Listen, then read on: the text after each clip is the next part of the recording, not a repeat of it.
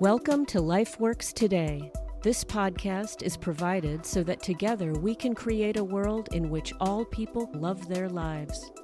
Our current human systems aren't working. The way of superior versus inferior, or management versus employee, or adult versus child.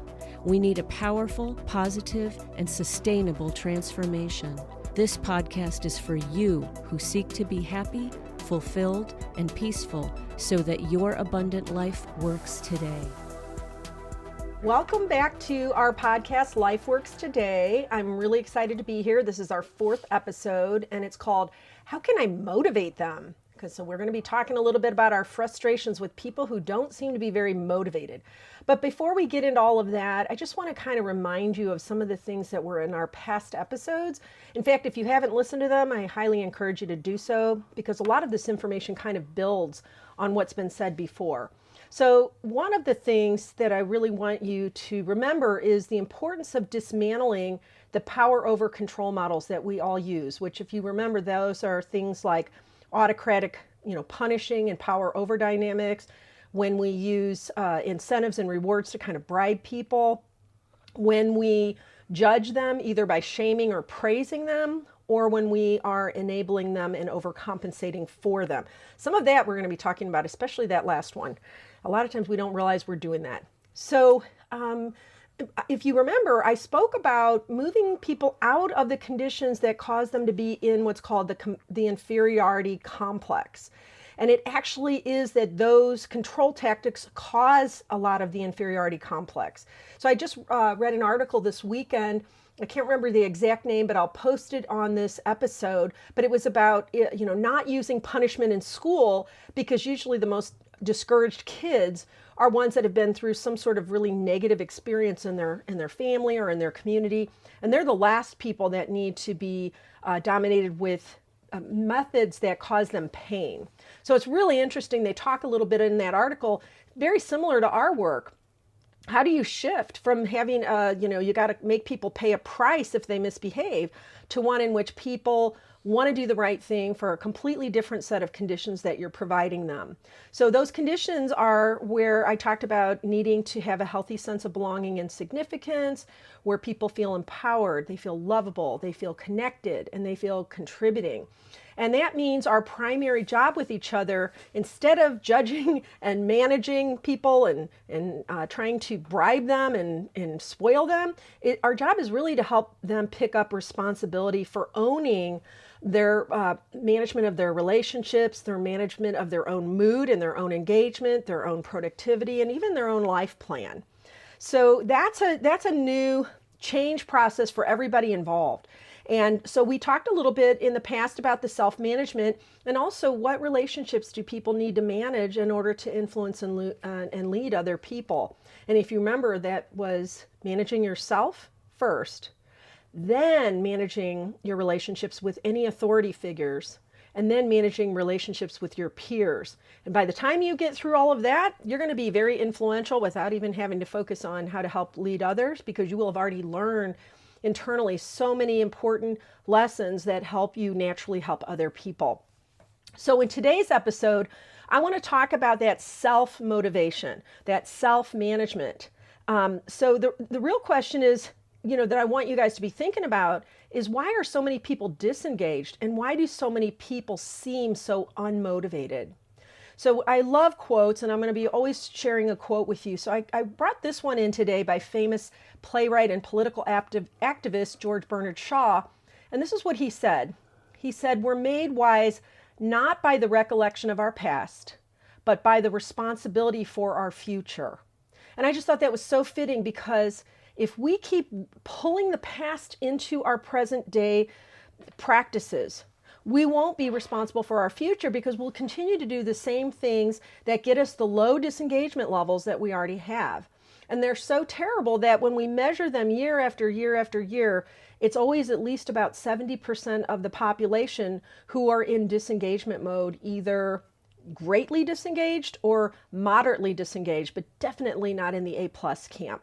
So sometimes we think it's our job to get that engagement up in others, to motivate them, but it's not our job.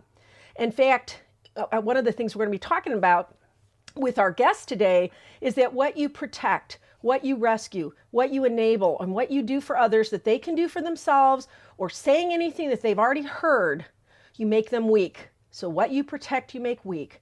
And that's why when you see an underperforming, supposedly unmotivated person, there's an overperforming authority figure. So when I'm working with clients, I'm often asked, how can I motivate these people? They're lazy. They're unmotivated. But the truth is, people are always motivated. They're just not always motivated to do what you want them to do. So what's occurred generally is that they're resistant to well-intentioned but discouraging methods that have been imposed on them. So leaders must really change their tactics and make effective transfer of responsibility that top priority.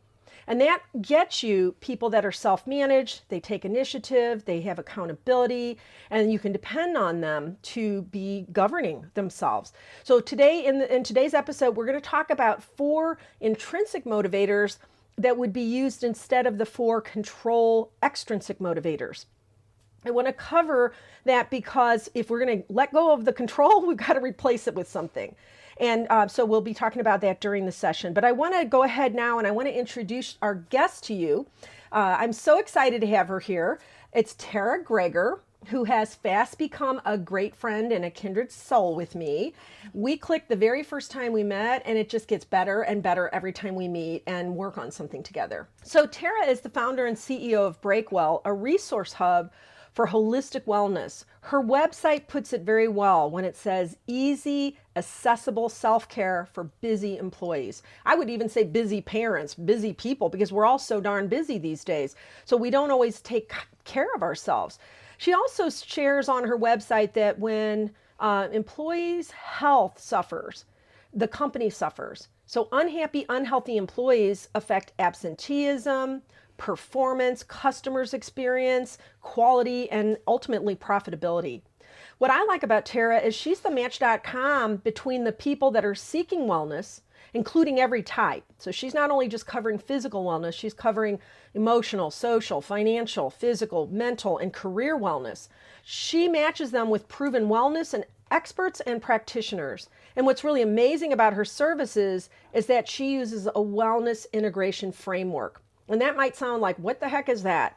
A framework is simply she has coordinated, collected, and organized ways for people to have access at their fingertips, understanding what sort of wellness services they need, where to find them. That's what a framework does for you. It organizes all of the services that you need and allows you to interact with that framework so you not only know what to prioritize first, but where to go to get the help. So Tara knows that people are complex and that wellness is more than our physical bodies alone. So Tara and I are not only friends, we're also strategic partners. I invited Tara on this particular show today because in a recent presentation I delivered, she actually asked me to speak for the Professional Women's Association. I think you're the program chair for that, right, Tara? Yes. Okay. She said that she really appreciated the concept that what we rescue, we make weak, and that when there's an underperformer, there's an overperforming authority figure. And so because that fits in with today's episode, I really was excited to have Tara on this particular one. So Tara, before we go further into today's topic, do you want to add anything else about yourself and your work with Breakwell? Well, first, thank you for inviting me. You know, I'm a huge fan of you and LifeWorks systems. So when I started my business 2 years ago, it started really in focusing on the physical well-being for employees. And as I started talking to employees and employers, it really changed into something much deeper. And on a universal level, what LifeWorks systems is offering is what I found what all the companies actually needed. So starting on that foundation of of employees feeling heard and valued is what was important. Before we could even focus on the physical piece, we really needed to dig a lot deeper. So thank you for having me. I love that you said heard and valued because that's our core needed feeling of feeling lovable, which is not feeling loved, it's feeling seen and heard. And we're so busy reacting and speaking over top of each other, we don't always listen very well. So it's a discipline to slow down, really take in what somebody's saying. We even talk about it in terms of meeting bids. So if you were to say to me, oh my gosh, I got a new client. And I said, oh, Terry, you are so excited. That is amazing. Now I've heard you and I've expressed that I've heard you. And that helps us all. And I remember recently reading that only in the best relationships, that's only happening 22% of the time. Isn't that kind of shocking? Yes. So you wonder what those terrible relationships are going through. So Tara, when I was thinking about this topic, how can I motivate them? It sounds like such a reasonable question, right? Right.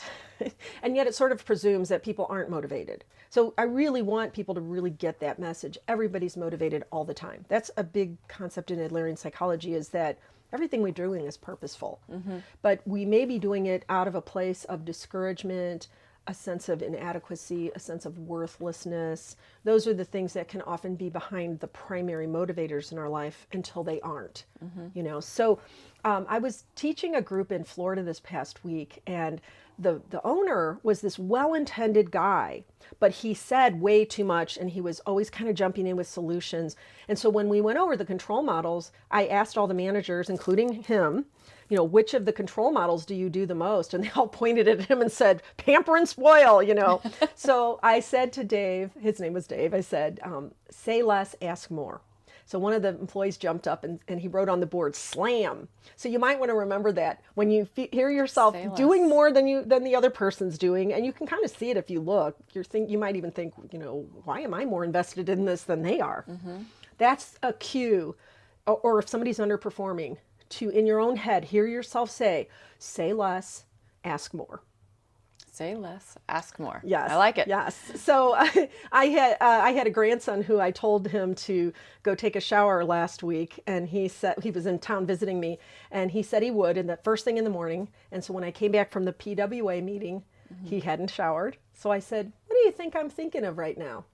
Because I could have said, why didn't you take your shower? But he already knew what was going on. So when I asked him, he said, I think you think I should take a shower. And I said, well, you said you would. And I didn't say anything else. I didn't ask him anything else. I didn't say anything else. So a little while later, he comes in. He still hasn't showered. So I said, what do you think I'm thinking now?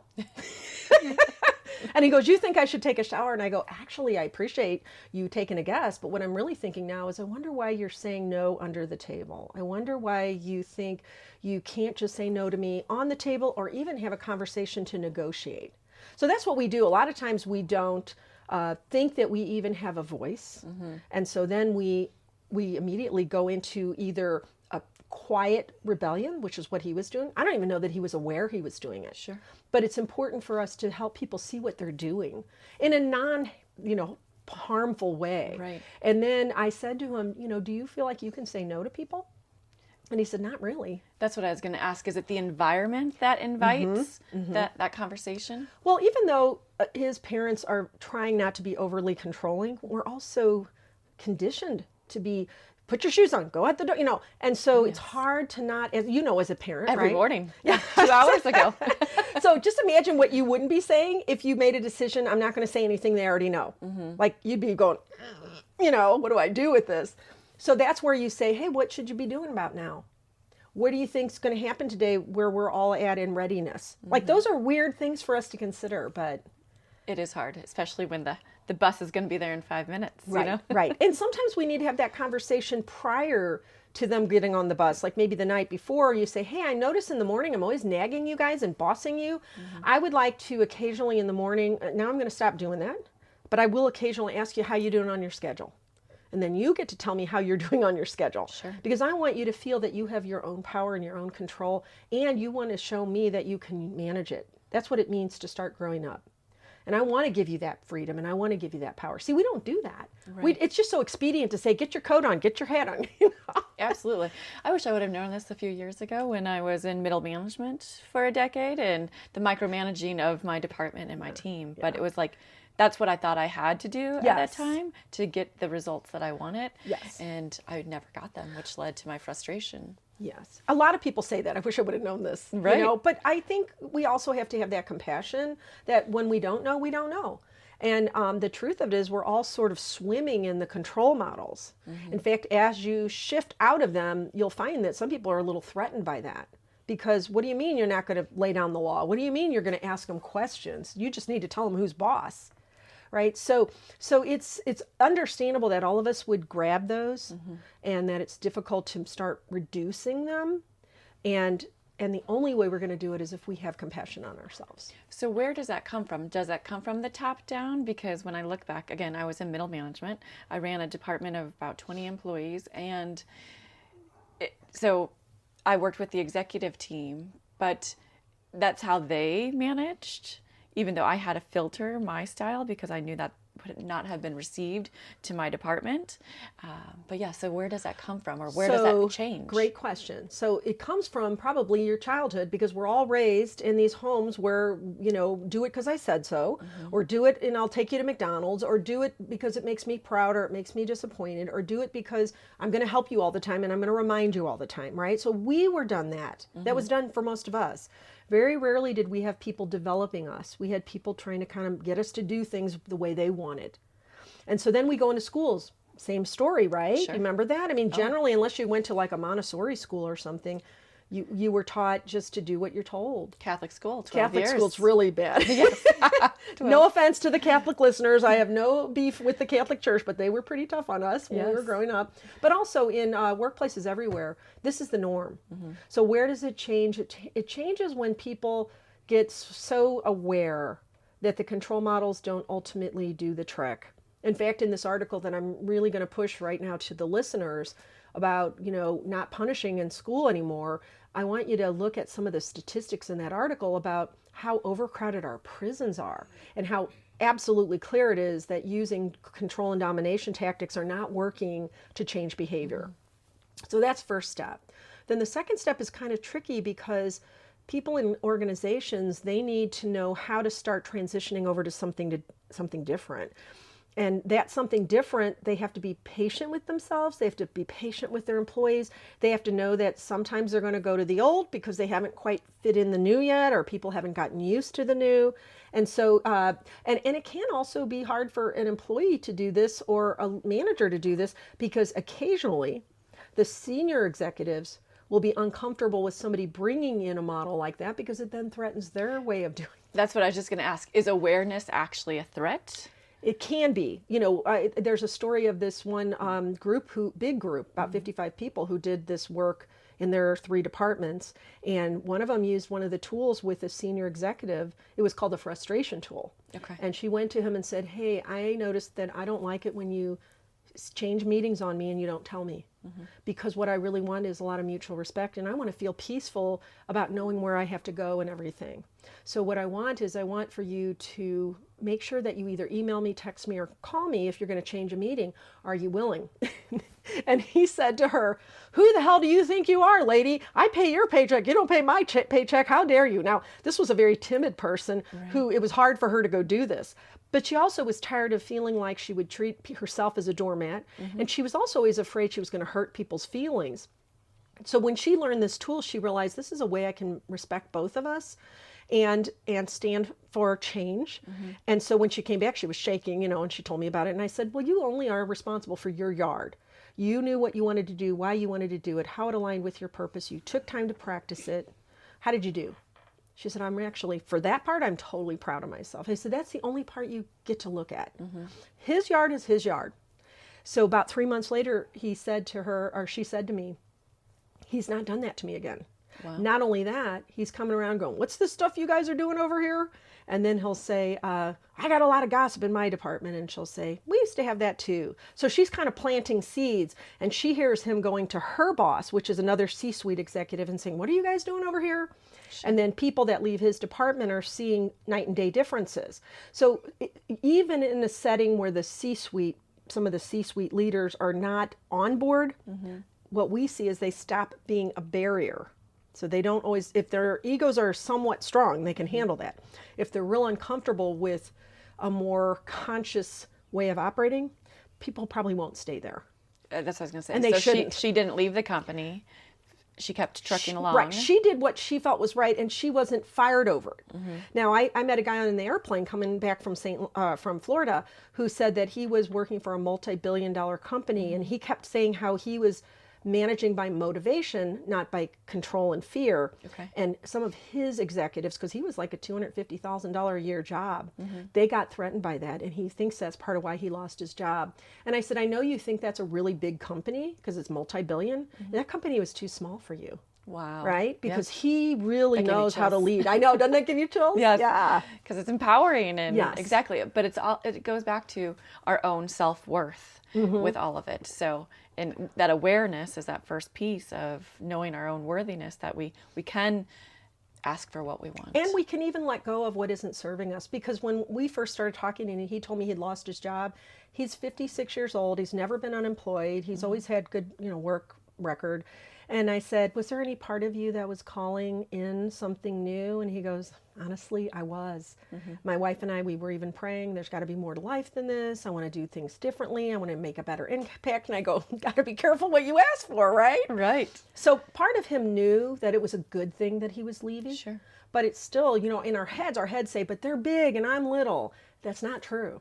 That's why I wanted him to hear you're bigger than that company. Right. Awesome. So, yeah.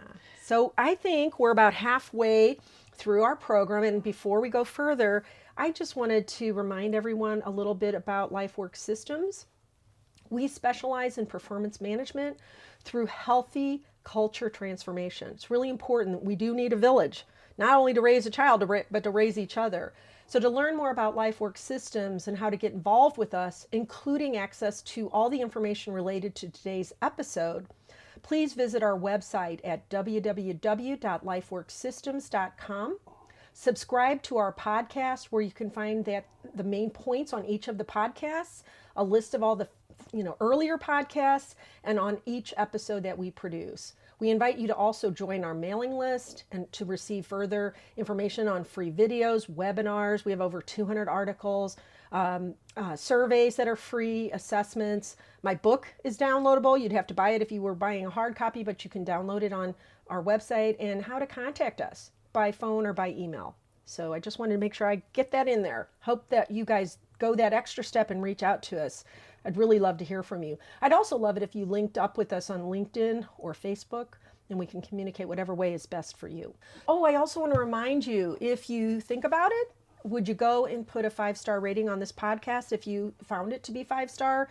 And we hope you really have. And if not, we hope you'll let us know. But it's really helpful when you take the time to do that, because what happens is that more people see that 5-star rating, and then they want to go and hear what's going on with this podcast. So I really appreciate if you take the time to do that. So Judy, I have a question for you.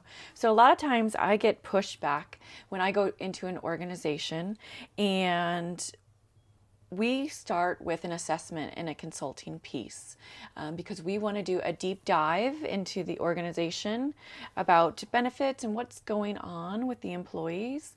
And sometimes they want to skip that assessment and move right in to the wellness piece of it. But we want to be able to direct them and build out a roadmap based on what their employees really value.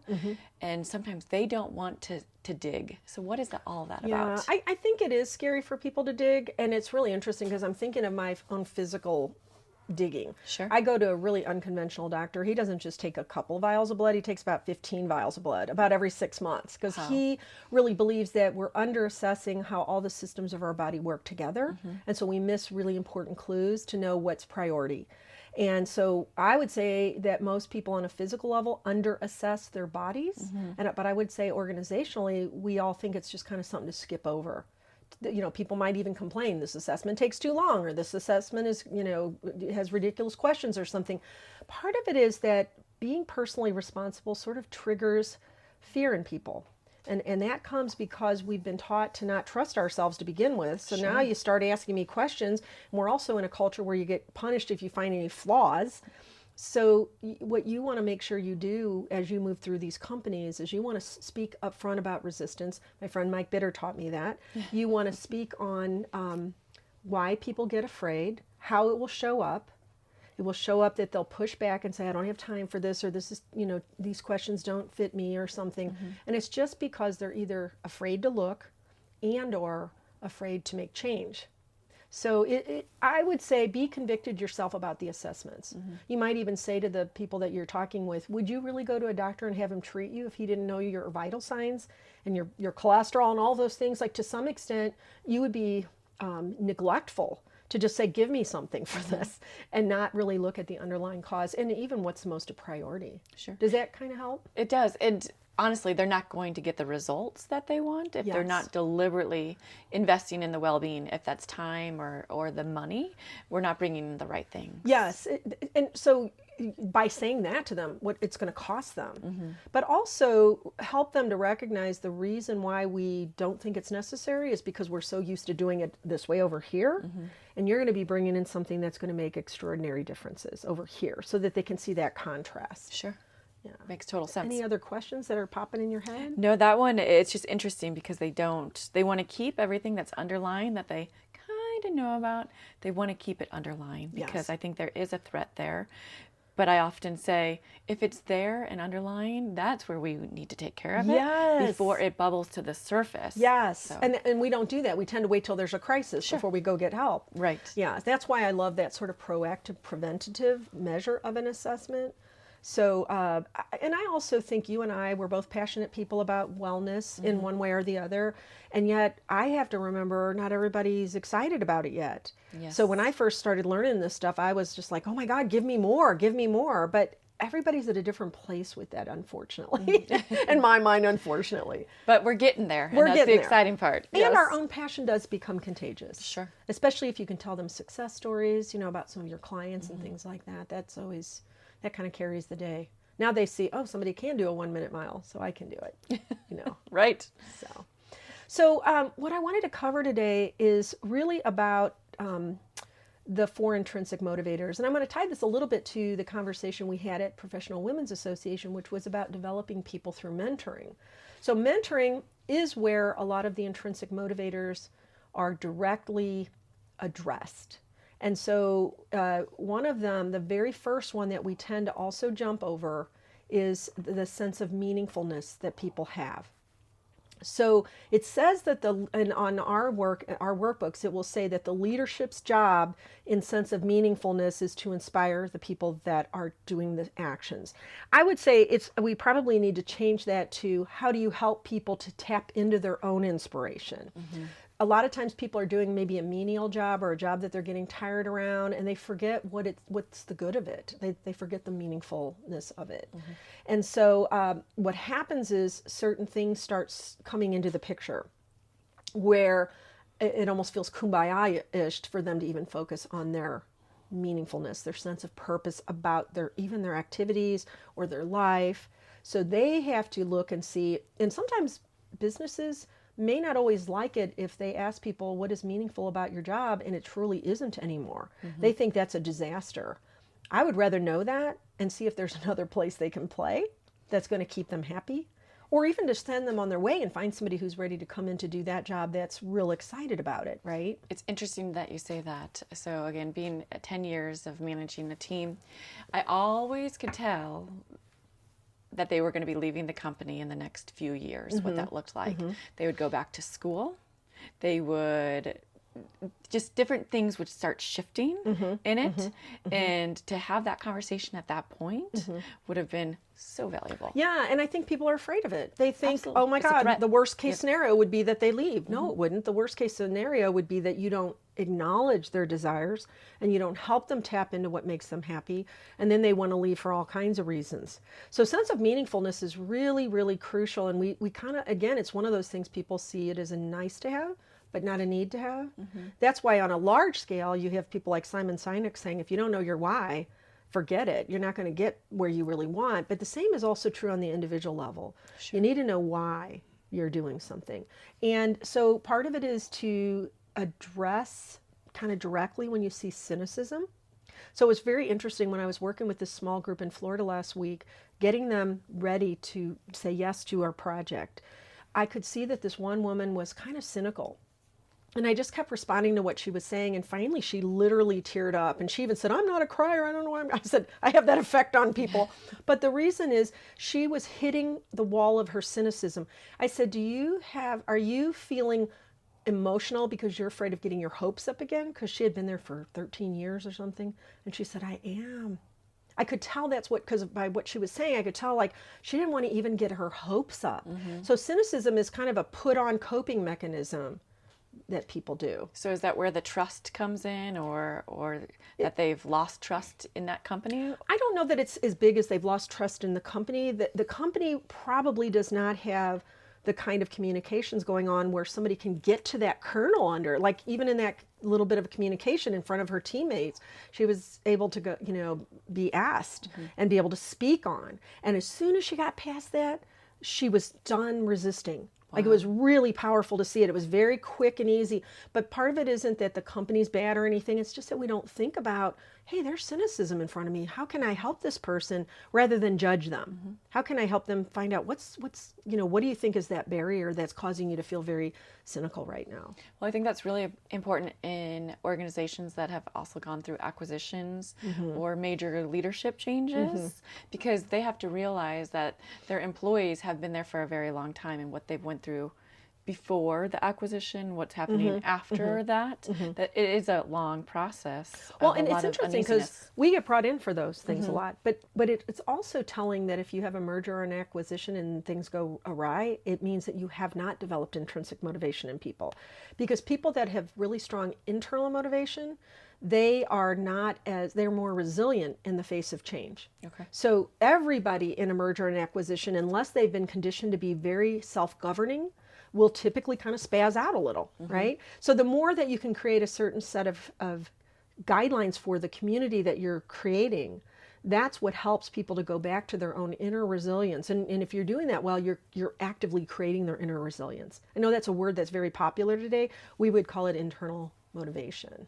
So what's the percentage of companies that are actually taking these preventative pieces that it makes so much sense, but are companies really doing that? Well, if you start reading, and that's why we put it on our website, industry articles, because some of the most high-performing, successful businesses today are recognizing that using these control models and not developing internal motivation is the deciding factor as to whether they're going to succeed or not. Wow. But the percentage, I would guess, is very small, because all you have to do is look at the Gallup numbers, where we only have 29% of people overall showing up fully engaged most of the time. Right. That's a big symptom that says this is going on. And I think that that's why it's still hard for people to jump on the bandwagon, because all the rest of it is so accepted and it looks like it works. And so, yeah. So it's a small percentage, but that's good for you and I. We're going to have job security. We're right, going to be girl? making the changes. Yes.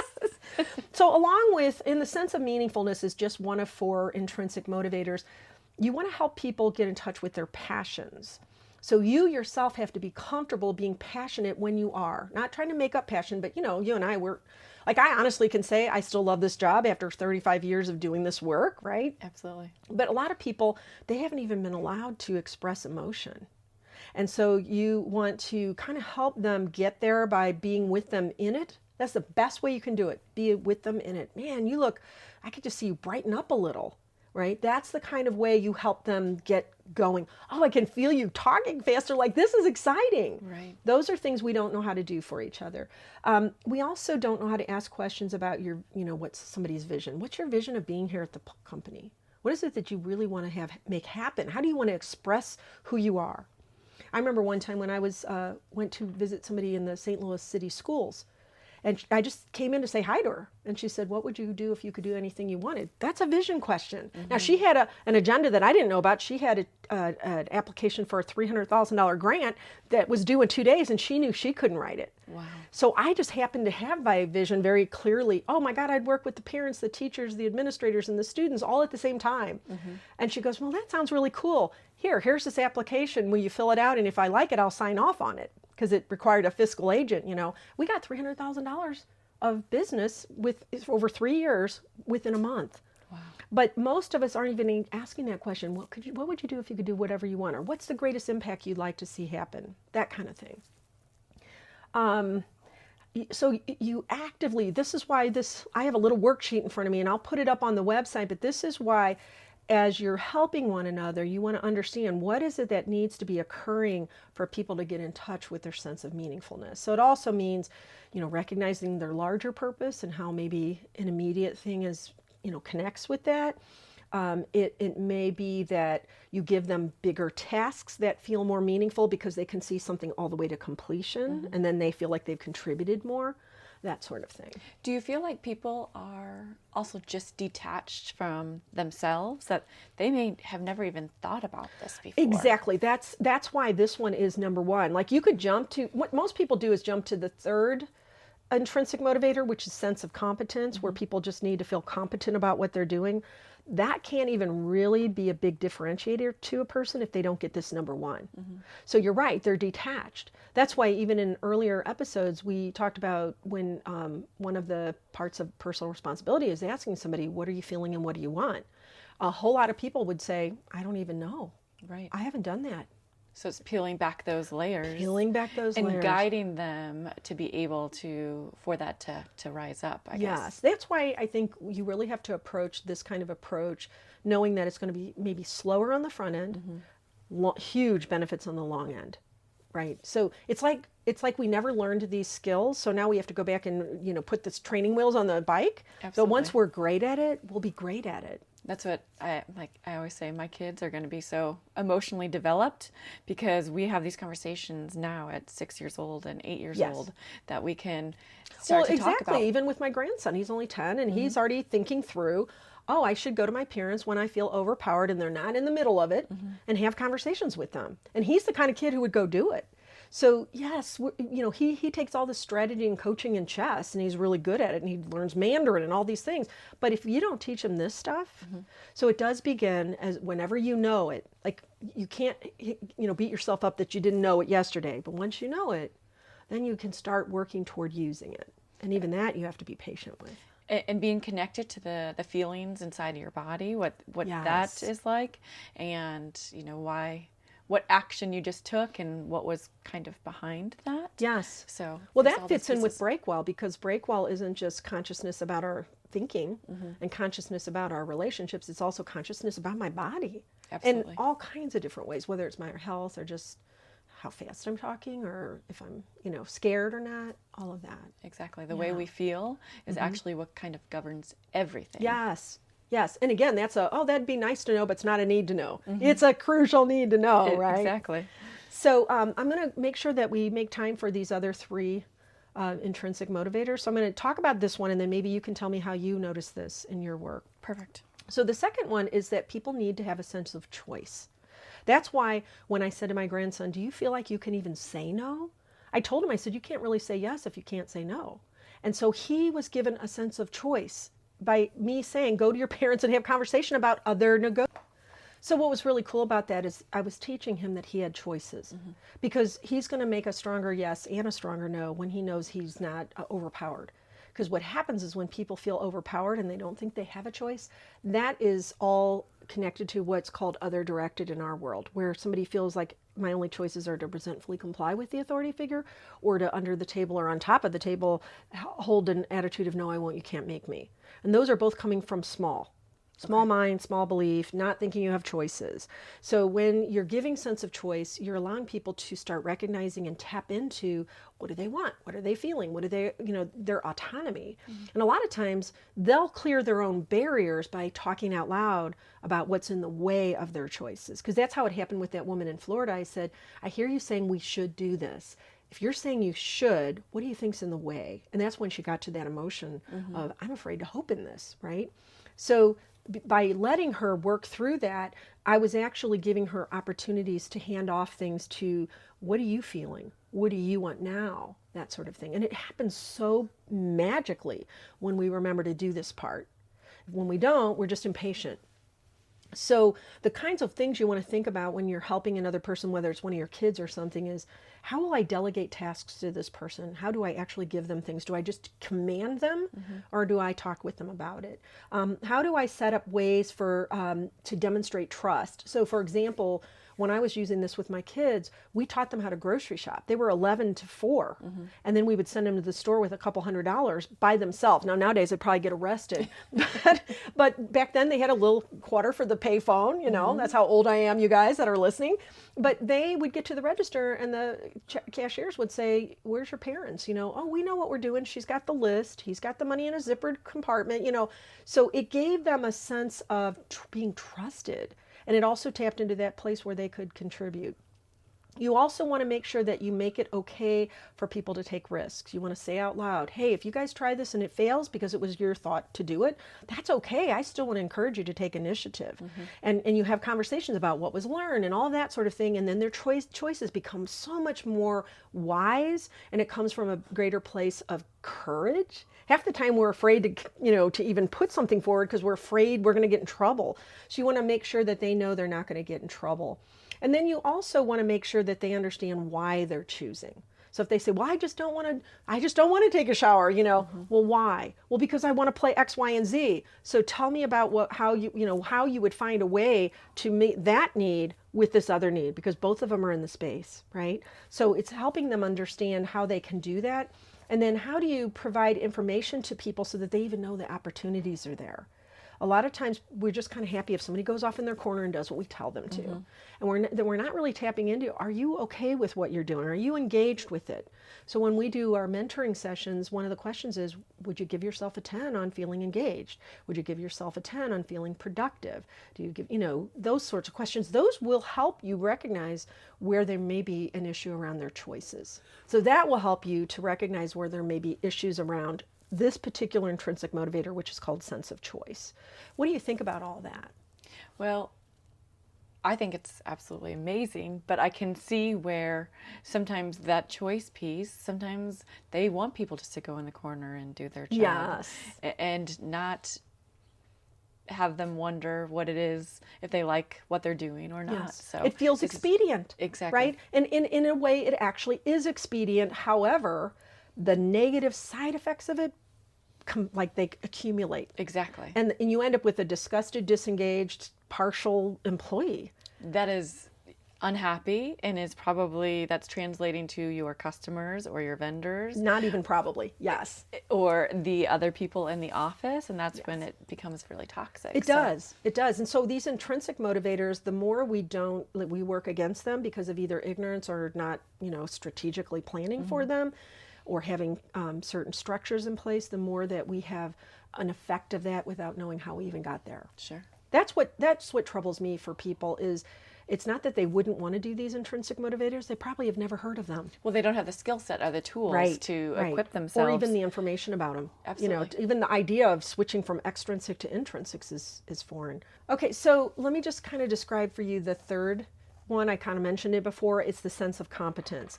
So sometimes people are thrown into a job and they're just sort of hang out there. Nobody even taught me how to do what I'm supposed to do, right? I would tell people err on the side of over communicating about the competency, because a lot of times we don't realize how much we're under communicating about the specifics of something.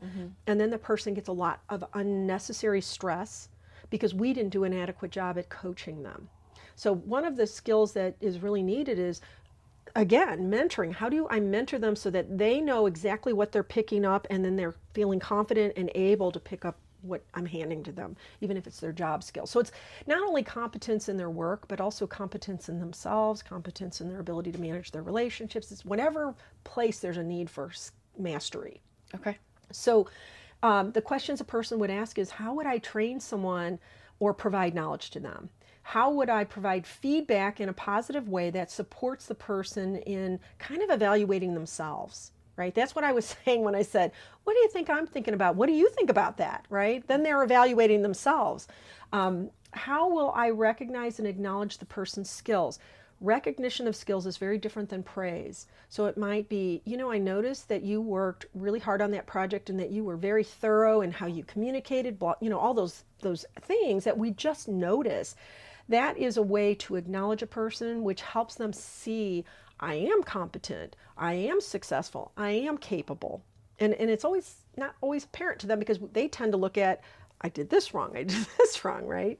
And then also, how do you make sure that you're giving the person that is in front of you enough challenge without it being overwhelming, or not too small of a challenge where they're bored?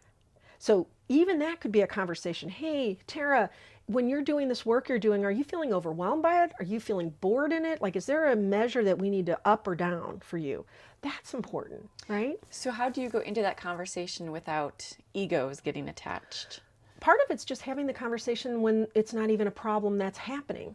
It would be to say, hey, you guys, when I ask you about your own sense of engagement or your own sense of productivity, is it possible that you're in this box where you're not feeling very competent in some way? So you can even be that direct. There's no ego in that. There's more like, I want to make sure, because you've already asked the question, Sure. how's your engagement level or how's your productivity? And if they're telling you, well, it's not a 10, it's an 8, then you might say, is it because you're not sure what's meaningful about it? Is it because you don't feel like you have any choices, any say-so in it? Is it because you don't feel like you have the support you need with coaching? That's very non-defensive, right? Right. And part of it is also that you've established trustworthiness and care and community and doing it through authentic community instead of power struggle and Sure. domination. After a while, people consistently trust that. Okay. And the ego starts not even hardly coming out anymore. So doing this in a performance review is probably not a good time? What most people do in our work is they get to performance review and it's just like another mentoring session because nothing is new. I mean, like if they're not performing, they're aware of it. They're having a conversation about it. It's no surprises. What I don't like about performance reviews, the way they're traditionally done, is that people kind of sometimes come to the table and don't even know that there's a list of complaints going on for them. And it's not always necessarily the most encouraging conversation. Whereas when you do mentoring, the very first thing you do in terms of that activity is you express appreciation. You talk about purpose and values, not only that of the company, but of that individual you're in front of. Hey, I love your purpose. It's about X, Y, and Z. How are you feeling about that?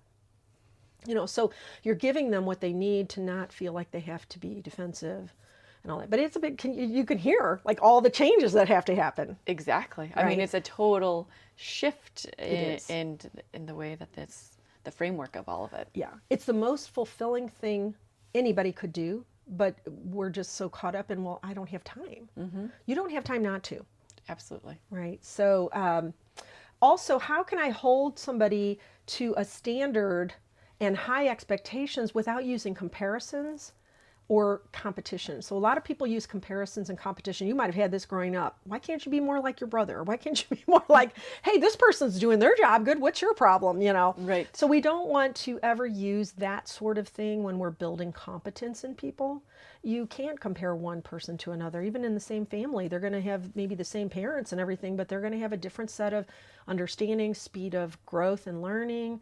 And so it's just not fair to try to get somebody to be competent by making them feel diminished and compared, or even the stress of I got to compete with somebody. Sure. So sometimes even the one that's praised, well, why don't you be like your brother? And the brother's like, oh, geez, now I got to maintain that to be the good one, So that's all around competence. The last one, I kind of suck at this one. It's called the sense of progress. And that is when you pay attention to your successes, you celebrate them along the way. And I remember one time when we won a couple of different big grant projects like the one I was mentioning, and I wanted to just jump right into the process. And our team said, can't we just celebrate that we just won this huge thing? Right. And I had forgotten to do that because some of us are kind of workaholic, So Yes. in this, the leadership responsibility is, and this would be also internal to us, how do I score, keep, and cheer for my successes? Do I make sure that people are well supported by letting the larger community see the value that they're providing? So you can be saying that at a meeting, hey, I just want to let you know, because of this group over here or this person over here, we were able to get further in X, Y, and Z. It's just a simple way to celebrate a success. How will I help this person to identify short milestones so that they can, like right now, I have to lose a lot of weight. I want to lose a lot of weight, but it would overwhelm me if I just focus on that number as opposed to what about the first 5 pounds? And then I can celebrate that first 5 pounds. How will this person celebrate the success? So I don't want to celebrate my weight loss success with a hot fudge sundae, right? But you know what I mean. So you want to find out what is a really rewarding way that they can give to themselves to really support that success. And how will I give more contact between them and the community to even talk about the value of what they're doing and make sure they know how to measure their improvement. That's why when that one woman said, I said, how did you do in your yard?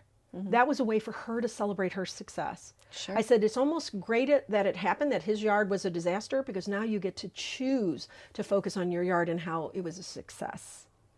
Can you see how hard that would be? Because part of her is like, oh, I should never have done that. Look what happened. Because from the outside, it looked like a fail. She didn't he did not say what she wanted him to say. Yes. But she was moving herself She forward. was. And so if I hadn't said, how'd you do in your yard?